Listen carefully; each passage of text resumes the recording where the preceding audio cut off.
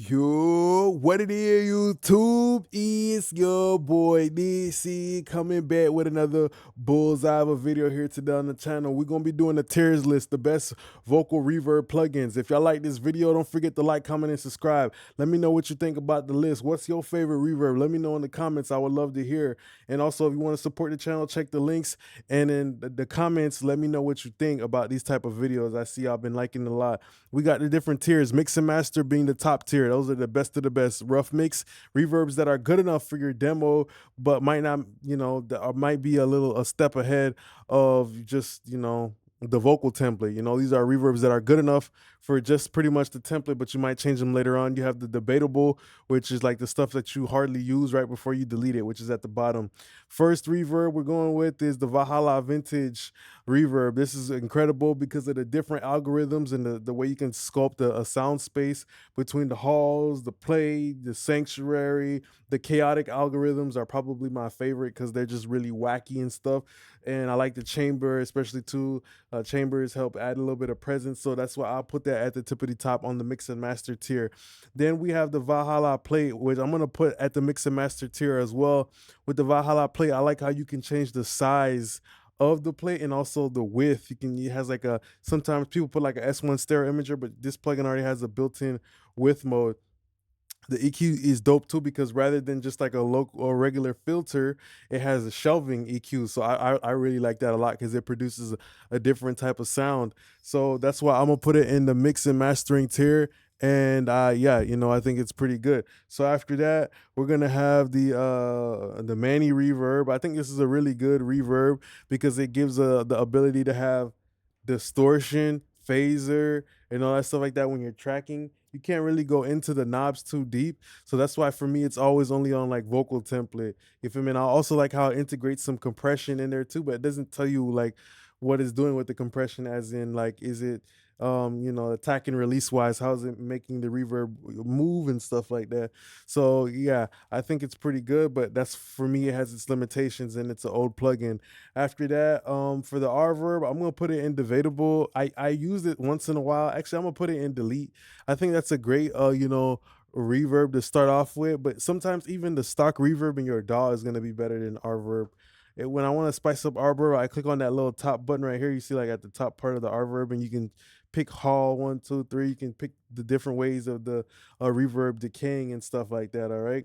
I think I accidentally put Manny reverb twice. Oh well. T-Verb from Sound Toys is cool. I know Jason Joshua uses it. It's a gritty type of reverb. This whatever this T-Verb or whatever it's called, from Softtube. It's a cool reverb. I just never ended up enjoying it that much. So I'll put it in debatable. I think there's reverbs that have more of a signature sound to it than that one specifically, in my opinion. ROM, I'm gonna have to throw ROM and I'm gonna put it in the rough mix because ROM is really good. I haven't perfected it, but the only thing I can say about ROM is I only use that one mode, which is the airy. It has like 2 other modes in it that I just don't like and I just don't ever use. So for that, I'm only gonna put it in the rough mix because I don't get to take full advantage of the reverb. On the good side, it's a free plugin, all right? So after that, Seventh Heaven, we putting that in the mix and master.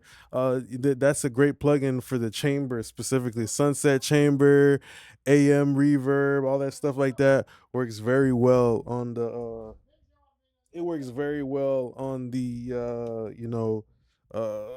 vocals, especially when you want to add presence and a little bit of density mostly. Okay, so after that, let's look at what else we got. Valhalla Shimmer is pretty cool. I like it for like certain effects, but I wouldn't just drop it on my lead vocal as like my straight up reverb. You feel me? I usually put it as like an effect when I want to make like a big swell or something like that. Okay, so after that, Mac DSP Revolver. That's a cool convolution reverb with different spaces and stuff, but I feel like Verb is better than that, and I feel like that plugin is kind of expensive when it's just like a reverb. People are not going to be able to tell the difference between a real reverb and a convolution reverb when it comes to hip hop. When it comes to rock music, where you have live instruments, yeah, you'll be able to tell the difference for sure, But when it comes to just like rap music and sampled instruments, the convolution reverbs don't hit as hard as they usually do. For the Fab Filter Pro R, I think it's a cool reverb plugin, but I've never been able to fully get into it.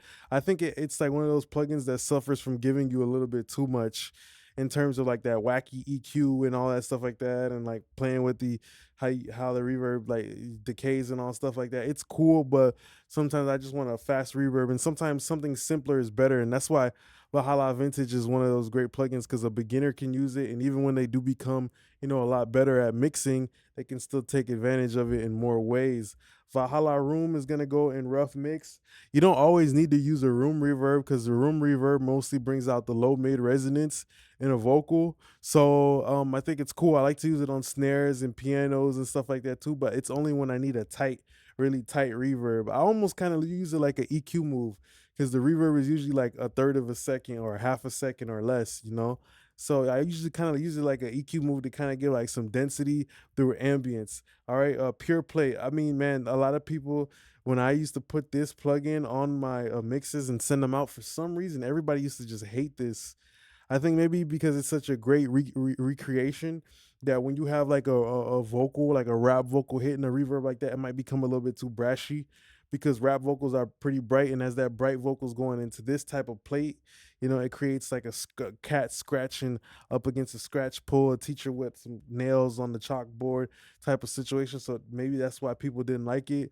But I'm putting in debatable because after I started noticing a lot of people didn't like the sound, like 3, 4, 5 clients, I just stopped using it altogether. So yeah, that's probably pretty much why I put it in debatable.